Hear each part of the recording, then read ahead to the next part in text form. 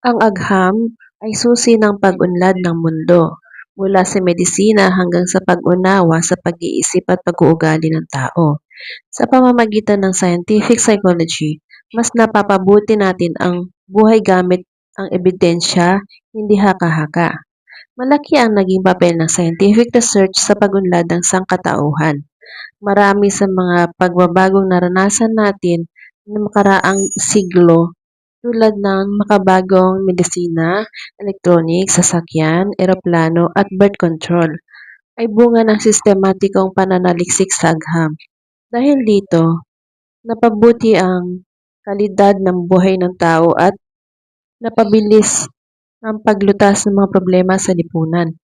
Naniniwala ang mga psychologists na ang scientific method ay maaaring gamitin hindi lang sa pisikal na mundo kundi pati sa pag-unawa sa pag-iisip at pag-uugali ng tao.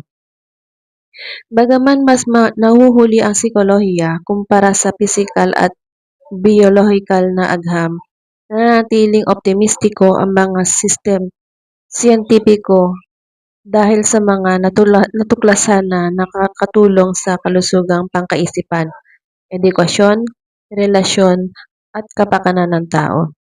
Ang agham ay may ilang mahalagang katangian. Ito ay sistematikong pag-aaral, nakabatay sa ebidensya, nasusubok at maaaring ulitin. Sa pamamagitan ng mga katangiang ito, nagiging mas mapagkakatiwalaan ang mga konklusyon at nababawasan ang impluensya ng personal na opinyon o bias.